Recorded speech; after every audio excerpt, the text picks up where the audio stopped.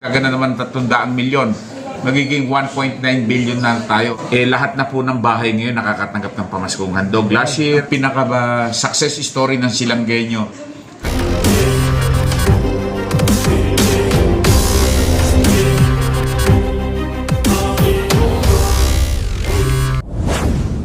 Mayor, magandang umaga po. Kami po ay isang mga vlogger na administrasyon. Ano po ba ang ating programa sa Silang na kakaiba sa mga nakaraan administrasyon dito?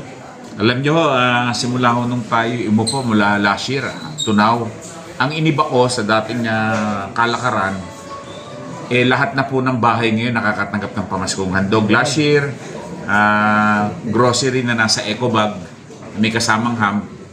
Ngayong taon na to, mas maganda gawang nakalagay na siya sa pulang timba. Wow. Ang mahiwagang pulang timba. 92,000 ho ang ating procure. Then meron pa akong another 5,000 na repeat order doon sa mga hindi nabigyan.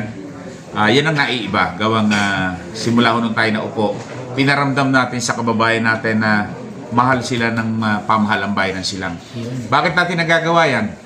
Alam nyo, mula po sa 1.6 billion na pondo ng bayan, ngayong, when I assume 1.4, naging 1.6 billion, nadagdagan ng 200 milyon. Ngayong 2026, nadagdagan na naman 300 milyon. Magiging 1.9 billion na tayo. Ano ibig sabihin yan? Maraming investor ang pumapasok sa bayan, maraming nagbabayad. At dito, pag pumapasok ang negosyante, walang SOP. Building permit, walang humaharang. Conversion ng lupa, walang humaharang. Mga gasoline station na nagtatayo, yan. Saksi si Kapitan Mario Marqueses, may iniharap sa akin. Hindi po tayo nanghihingi, hindi po tayo. At ang mga negosyanteng pumapasok sa ating industrial estate, sa Barangay Maguyang, they are welcome to start their business, and even ininformam po ang mga kapitan na walang pipigil sa negosyante gawang gusto nating manghingi ng pera. Yun yung pangungutong sa bayan ng Silang is a thing of the past. So, and secondly, with the opening ng Calax, lalo pong nabuksan ng bayan ng Silang sa mga investor. At kahapon, first time in the history of Silang, nagkaroon po tayo ng business summit na first time nandyan po ang nandyan ang pinakamagaling na negosyante sa bayan ng Silang, si Mr. Espiritu. Taga barangay San Vicente 1, San Vicente 2. Kay Kapitan Duguran na tayo San Vicente 2. Joey Espiritu po. Siya ngayon ang success story ng Silanggenyo. Kaya siya may-ari ng Tent King. Wow. Na pati ang mga engagement ng Malacanang dyan po sa Silang. Nag-uumpisa, napakagaling na tao, at pati po si Ate Nene Chavez, nirecognize natin ang Sustamina bilang number 1 taxpayer. Kahapon sa aking message sa kanila, sabi ko, ako'y nagpapasalamat gawang sa tulong ninyo, gawang kayo nagninegosyo sa bayan, lalong dadami ang serbisyo. Ano pa ang pagkakaiba? Inumpisa na ho rin natin ang pagpapagawa ng ospital ng bayan ng Silang. Maraming bumabatikos, mabagal daw. Ang tanong, inumpisahan nyo ba?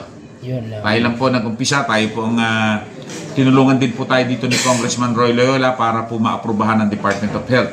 At ano pa ang upcoming, tayo din ang nag-introduce first time sa bayan ng Silang na lahat ng pinakamatalinong bata na gagraduate ng grade 12 tatanggap, pag pumasa ka sa qualifying exam, tatanggap po kayo ng 30,000 pesos per semester sa loob ng 4 na taon. Wow. Ano pa po? Alam nyo, dati tayong sundalo. Dati tayong na-assign sa iba't ibang lugar. May mga ilang sundalo ako na kukumpay sa mga private hospital. Mo anak nila, hindi tinatanggap sa ospital, gawang walang deposito. Simula po no ako umupo, nag-introduce ako ng batas na pinopularize ang tawag ngayon, Carranza Bill, na lahat ng Silanggenyo na makukumpahin sa pribadong ospital on emergency cases, hindi nyo na kailangan magdeposito. Hindi nyo na dapat lapitan ng mayor, hindi nyo dapat punta ng vice mayor, kapitan. Meron kayong outright na 10,000 pesos na maa-avail na serbisyo ng 4 na pribadong ospital. Meron po tayong Memorandum of Understanding, at kasama dyan sa kulatila ng Memorandum of Understanding, pag hindi sumunod ang mga pribadong hospital grounds for revocation ng kanilang lisensya. So marami na tayong ini-introduce, and ang isang issue rito, merong mga kalsadang lumulubog, pinapondohan na rin natin sa tulong ng ating mga barangay captain through the local development council, masisigurado natin mas maraming proyekto. Ano pa ang inaasahan ng aking kababayan? Bumibili po ang bayan ng Silang ng 5 hektaryang lupa na pagtatayuan ng air-conditioned gymnasium. Wow. Bibili din kami lupa na kung saan magiging security sector cluster. Yan ko po ilalagay ang Bureau of Fire, Philippine National Police, Disaster Risk Reduction Management Office, at ang ating pong RTC na may open space sila, nagagalawan. Ang nangyayari kasi rito sa aming bayan, dikit-dikit ang building, wala na pong paradahan ng mga sasakyan.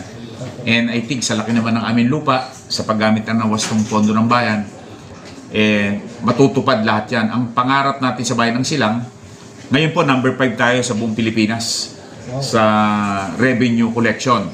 Number 2 sa buong Region 4. Ang aim natin is maging number 1 sa buong Pilipinas. With good climate change, enticing investor, kaya po natin maging number 1 sa buong Pilipinas as a number 1 revenue collection among the municipalities. Sooner or later, magiging syudad ang Silang. Yes. Marami na po tayong nakausap, qualified po tayo maging syudad. At pag nangyari po yan, lalong lalaki ang share sa mga taxes, sa real property tax. Ang mga kapitan ko, mas masaya sila. Kung yung tinatanggap nilang 25 yon ng 1%. Pag po yun ay nabuo, 25% na po kayo ng 2%. So, dublado ang matatanggap ninyo. At ngayon 2026, I expect itong aming mga kapitan ang kanilang real property tax. Siguro magta-times 4 ang inyong tatanggapin. Gawa ng ating revision. Barangay Hukay, isa sa pinakamayamang barangay yan. Barangay Tibig, Barangay Inchikan. Yan ang mga akala nyo. Walang pera pero punong-puno ng pera yung mga barangay na yan. O, si Kapitan Roroy, napapangiti tuloy. O. Si Kapitan Jun. So iparamdam nyo yung perang yan. Doon sa mga barangay sa Bulihan na wala masyadong RPT. Munisipyo na po ang tutulong sa ating mga kababayan. Dyan sa mga... Kaya si Kapitana Manaog, minire-request siyang mortuary. Nagtataka ako bakit gusto niya mortuary, ba't hindi na lang ibang building para recreation center ng ating mga kababayan. So, ang ating pong programa, alam nyo, ako bilang sundalo, 61 years old na ako. I've been serving the Republic since in 1982. Ibalik ang tamang serbisyo, walang pamilyang makikialam sa mga transaksyon sa munisipyo at siguraduhin maramdaman ng tao ang serbisyo para sa mamamayan.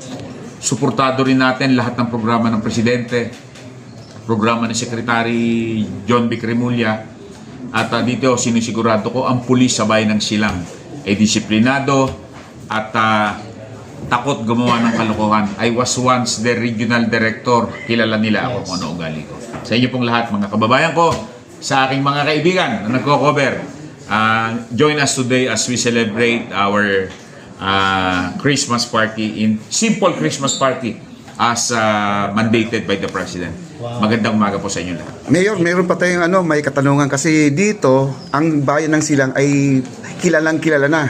Napansin po namin ang lugar niya ay napakalinis. Ano po ang sikreto? Kasi target mo magiging number 1 kayo, may potential kayo, no? Na maging number 1. Ano po ang sikreto?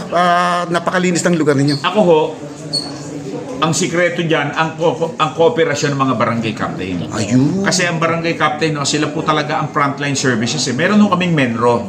But I am always requesting the barangay captain to clean their own area. Alam niyo ang barangay, I believe na through the help of the barangay, ang bayan ng Silang ay aasenso. So magtulungan tayo. Kinausap ko sila during their Christmas party.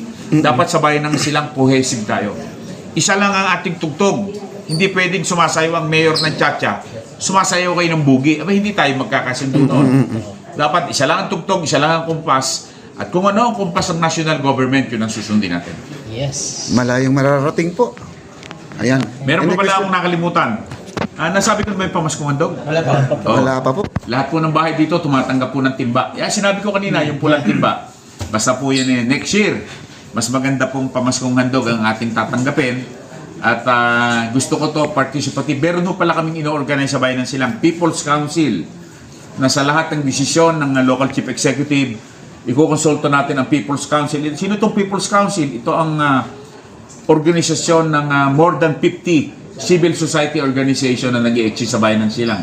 ito pong darating na piyesta, kapistahan ng bayan, meron po tayong Committee de Festejos.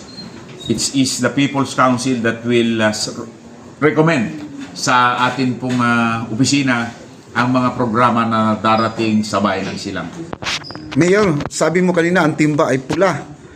Ang damit mo ay pula. Yan ba ay tawag ng Christmas Ito or po may... ay naglalagablab na pagmamahal sa bayan, kulay ng dugo. Yun. Okay?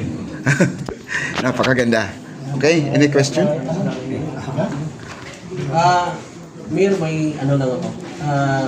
Pabor din ba kayo doon na nais ng Pangulo na ibalik ang acceptance dito sa mga project na ito? I personally is in favor of that. Kasi ang nakakaalam mo sa mga gawain sa bayan, mga alkalde sa gawain sa barangay, mga barangay captain. Kailangan may pag-uusap ang national government at ang local government unit para sa mga proyektong ibababa. Kasi napakahirap naman na may ginagawa, hindi po alam ng alkalde. Baka hindi po yun ang gusto ng mga taga-barangay hukay. Lalong-lalo na po yung taga-barangay Tibig na tinamaan na po ng Calax. Baka ang gusto nila, mas malapat pong karsada. 4 lanes highway, 2 lanes lang po ang karsada niya. It's time na ang pondo ng bayan ng national government may refocus for development. Yan. Mayor, sa ating mga kababayan po, ano pong huling mensahe niyo po para maging masaya ang kanilang Pasko sa araw na Pumasyat po kayo sa munisipyo ng Bayan ng Silang. Meron po kami ritong mga meron po kami ritong food gallery. Meron po kami ritong panlaruan ng mga bata, mga balloons. At dinalagay na rin po ang mga perya para po sa darating na Pasko. At masisigurado ko, ang pwede ko lang ibigay sa inyong magandang papasko ay ang magandang serbisyo ng mga empleyado ng munisipyo ng Bayan ng Silang. Wala na sigurong tatalo dyan. Maaring may mga material na bagay, ngunit kung walang sinseridad ang pagsiservisyo, hindi po maganda ang ating Pasko. Ayun. Maraming Maraming salamat, Mayor. Thank you po. Kaya, Okay. thank you.